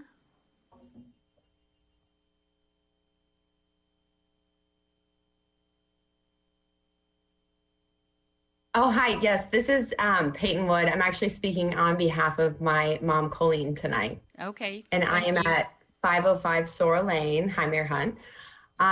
First and foremost, thank you for allowing me to speak tonight. I grew up in Coppell, and my parents have stayed here for over 30 years now.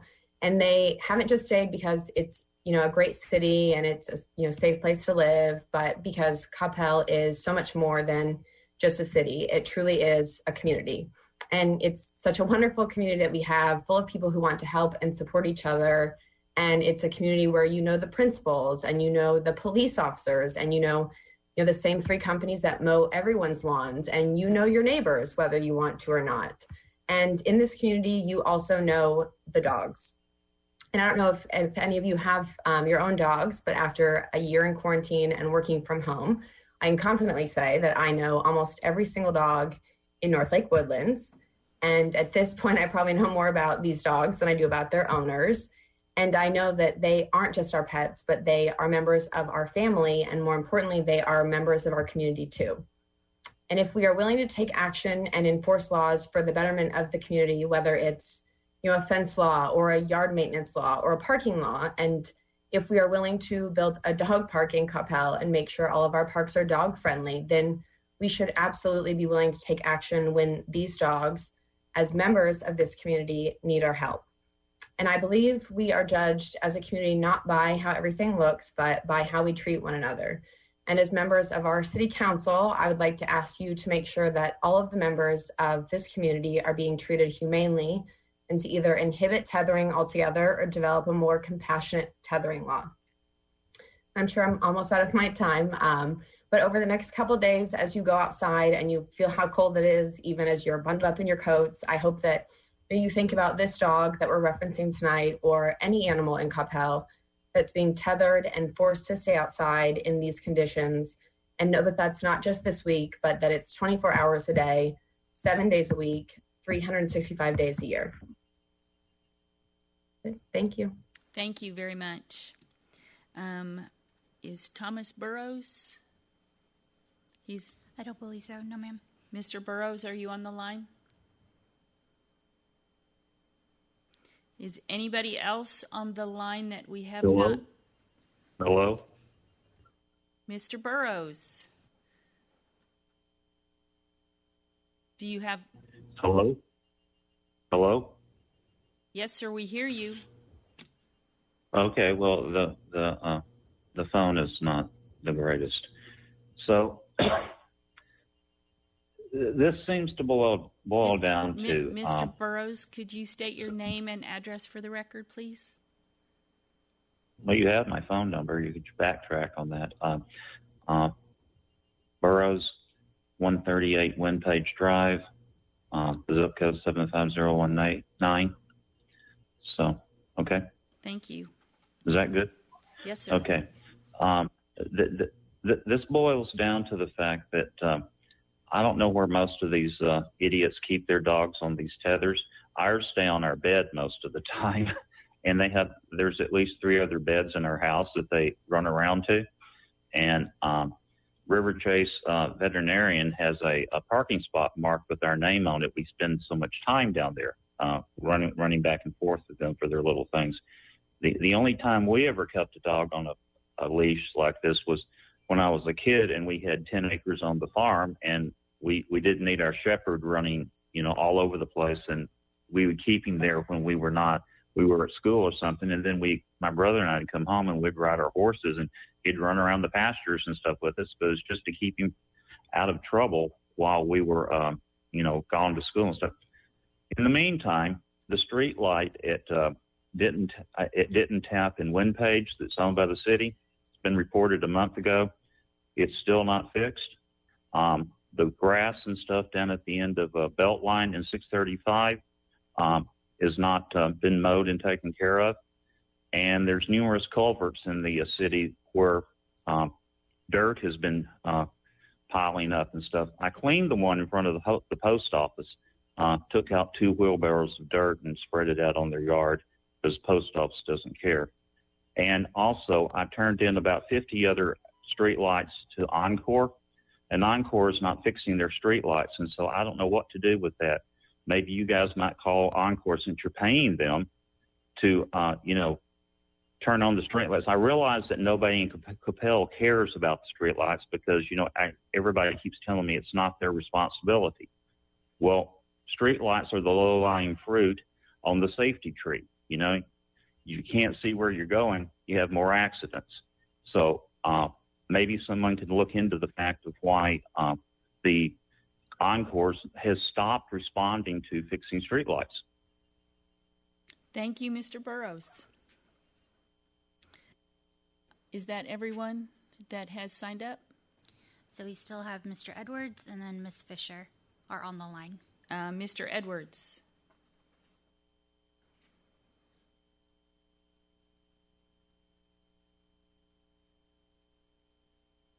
Ms. Fisher? Yes, I'm here. Can you hear me? Yes, I can. Thank you so very much. And I apologize for my lateness, but I've been struggling to get online for the better part of an hour, and the link was bad. And I finally got a good link, so here I am. Well, thank you. I'm sorry I didn't get to hear what everybody else had to say, I want to start off with Mahatma Gandhi. Excuse me, can you state your name and address for the record? Oh, thank you. Yes, Dorothy E. Fisher, 400 Sandy Knoll. And let me tell you, I've been in Coppell since there were about 6,000 people here. and we had a grocery store that was called the Stop and Go. And that was in August of 1983. So I spent my entire adult life watching Coppell go from a sleepy rural town to a huge aspect of a huge metroplex. And I watched this change and grow tremendously and much for the better in many areas, but we've got to catch up with certain things, including our situation with our animals in this city. I quote Mahatma Gandhi, who says, "The greatness of a nation and its moral progress can be judged by the way its animals are treated." And I noticed that the city of Dallas has a better rule about this than we do. They do not allow people to tether their dogs endlessly. And you might have already heard all this because I haven't heard anybody else's comments because I just got in a few moments ago.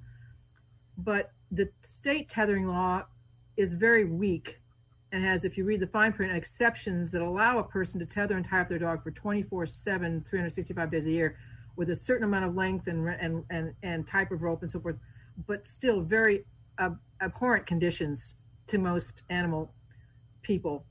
And any animal should not be treated that way, especially in the city of Coppell. I think we pride ourselves as being a very forward-thinking city with our city planning and the way we take care of our citizens and our parks and our walking trails and our recreation and so many good things we offer, and wanting to be a blue zone city. But I can't imagine a blue zone city that allows its dogs to be tethered up 24/7 in very dodgy conditions.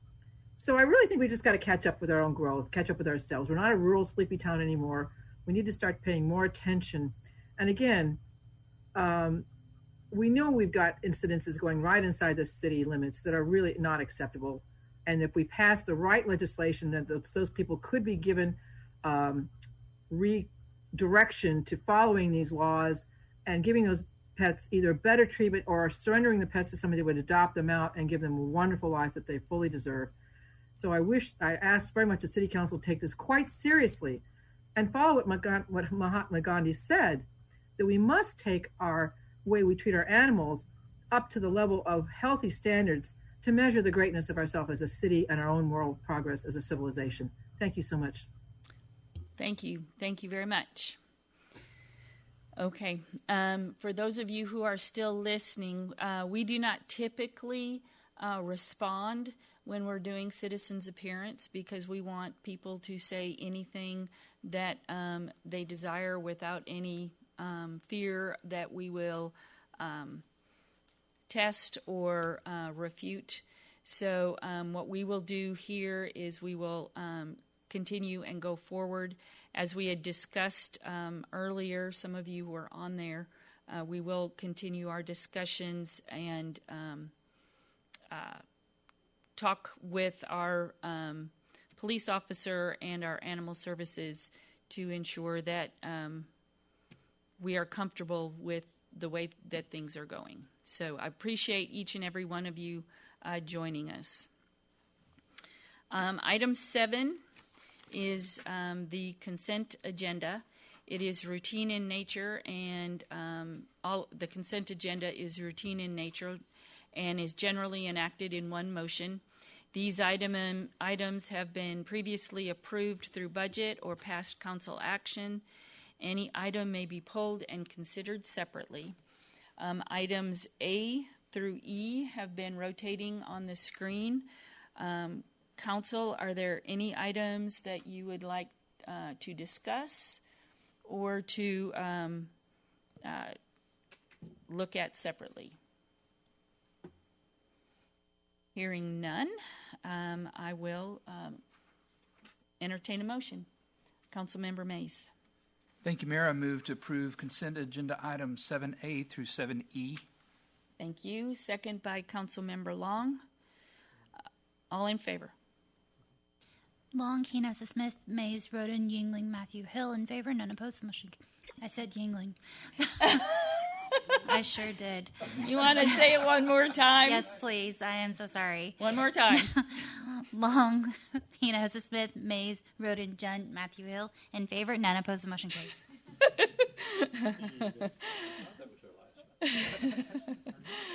Okay. I don't know if I'd heard that one before. It just came right out, yes. Luckily, he's smiling and not offended. Okay. That is the end of the consent agenda. The next item is item 8, and Matt Steer will be here. He is here on the screen to help us. And the item is consider approval of a resolution granting a moratorium from enforcement within LI, HC, CR, and TZ zone districts from the use of the property and or special use permits required in order for a property owner to operate a COVID testing facility or a COVID-19 vaccine site or combination thereof, a temporary medical facility, providing for the provisions and providing an effective date and authorizing the mayor to sign. Welcome, Mr. Steer. Mayor, Council, good evening. We're proposing a resolution that will place a moratorium on the requirement to obtain standards, zoning, and site plan approvals for COVID testing and vaccination sites. So a little bit of history. We received a request to allow a private testing site. This did not include vaccinations. It was for the Park and Fly facility located at the northeast corner of Royal and Gateway. So looking through our zoning ordinance, we determined that it would require a special use permit revision as an accessory business. And under today's zoning ordinance, the timing for the applicants to be granted approval would be 60 to 90 days from the submittal date, requiring both Planning and Zoning Commission and City Council actions, and then bringing back an ordinance for formal adoption. So staff's wanting to eliminate this obstacle during this health crisis while ensuring there will be very little impact to the surrounding property owners. The resolution would allow for quicker turnaround times for approvals. We've outlined the necessary documents and plans needed for administrative site plan review if we determine there's minimal impact to the surrounding properties and ensure there's no stacking within the right-of-way. We could approve a testing or vaccination case in as little as 2 weeks. This includes a notification to the surrounding property owners of the approved use. To date, the city has only one temporary drive-through testing site here in Coppell. It's located at Andy Brown Central and is free to the public. We reviewed this case similar to special events that we have in the parks with coordination between parks, fire, community development, and our environmental health departments. Next slide, please. The proposed requirements of the administrative site plan amendment are as follows. One, we require an administrative site plan application. 2, a site plan. 3, vehicular circulation and stacking plan. 4, assurance that this will not infringe upon any of the already approved main uses or accessory uses of the site. And then 5, duration of the use and hours of operation. So on the left-hand side of your screen, you'll see the aerial of the Park and Fly facility showing how they would enter the site from Royal Lane and get to a portion of the site that has the testing or proposed testing. After turning in, they would go through the toll booth area with a designated lane for COVID testing and then proceed north to the yellow boxed area where the actual testing and queuing would occur. Next slide, please. This is the site plan vehicular circulation stacking plan for the Park and Fly. You can see how they circulate to the yellow boxed area where the testing would take place. When they get to that area, they would take there would be a dual southbound movement, and then they move east and then northbound and then exit the site westbound. So they're proposing to take up approximately 75 of the parking spaces.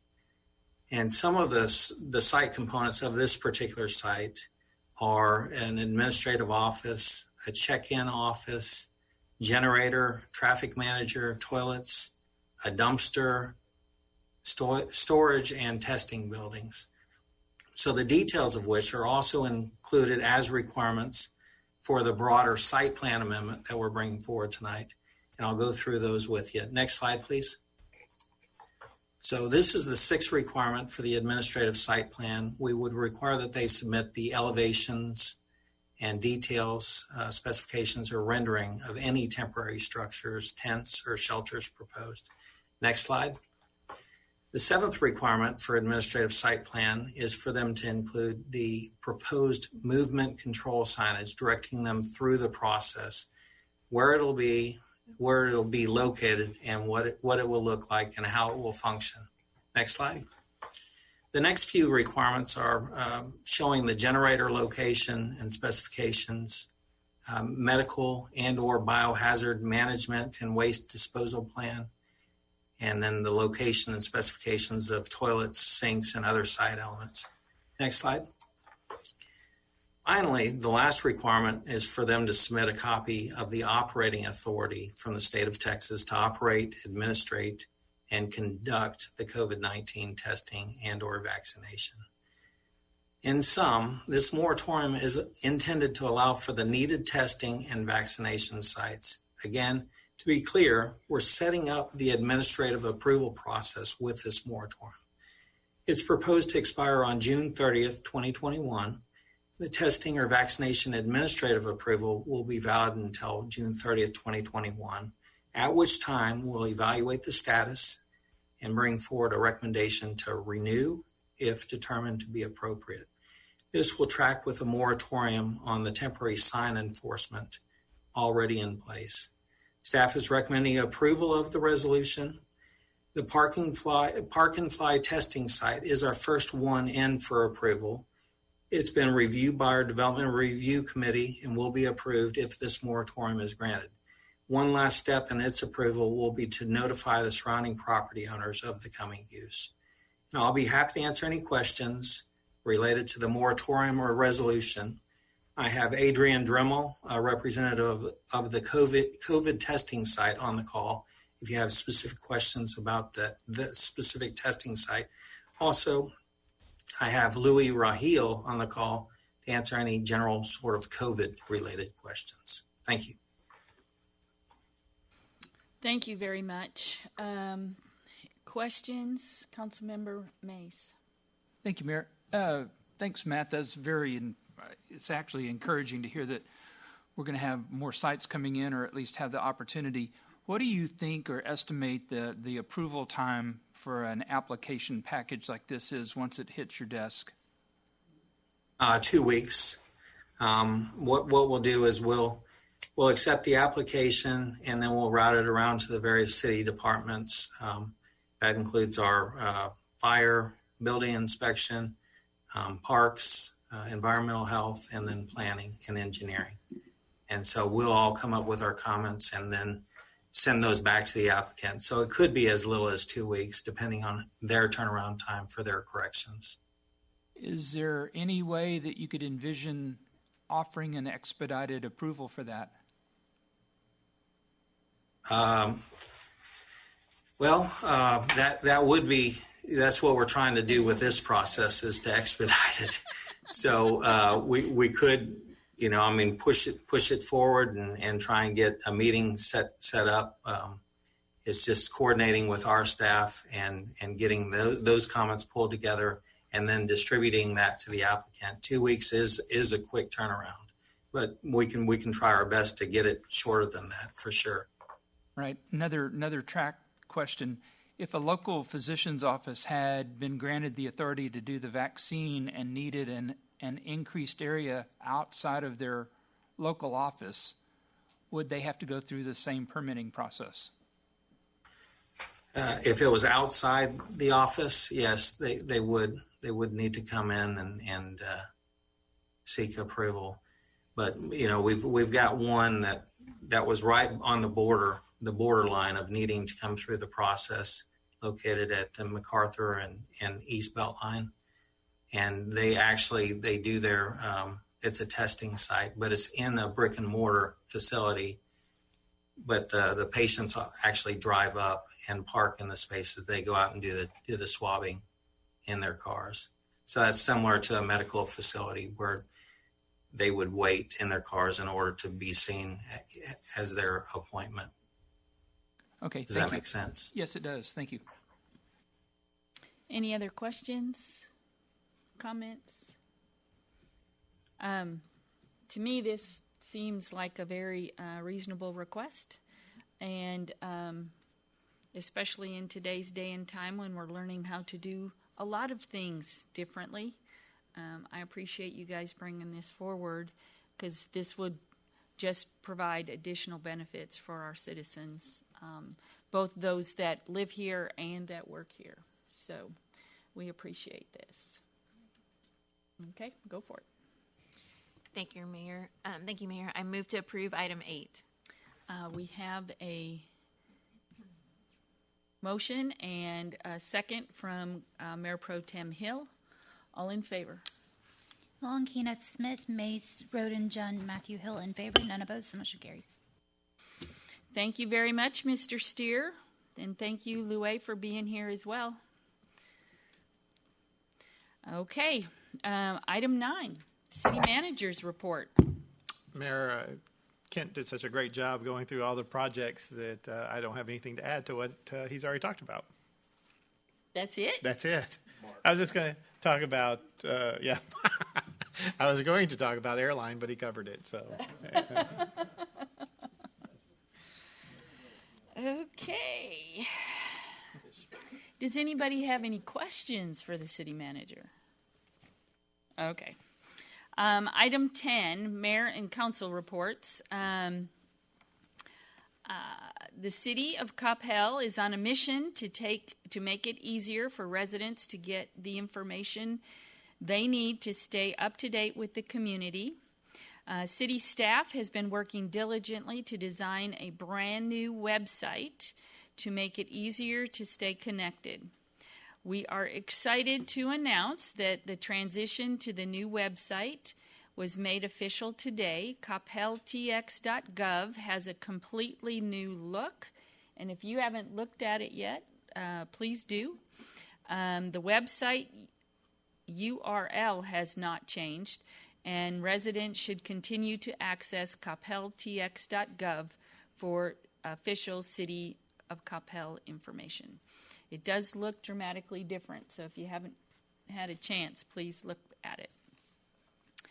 And then citizens interested in running for City Council, candidate filing for mayor and City Council places 1, 2, I'm sorry, didn't mean 1, sorry.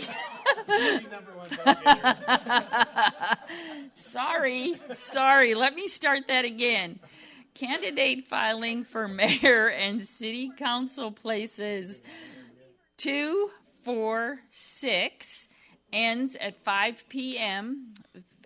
February 12th, that's this Friday. Candidate filings for place 3 is in the special election, ends at 5 p.m. on March 1st. Applications, forms, and information regarding running for elected office can be found on the City Secretary's election page. The municipal general and special elections both will be held on May 1st, 2021. And sorry, Honorable, I didn't mean to give you a heartache. That was kind of wow. That was painful, sorry. Item 11, any public service announcements? Hearing none. There were no necessary actions from executive session. The time is 8:10. We are adjourned.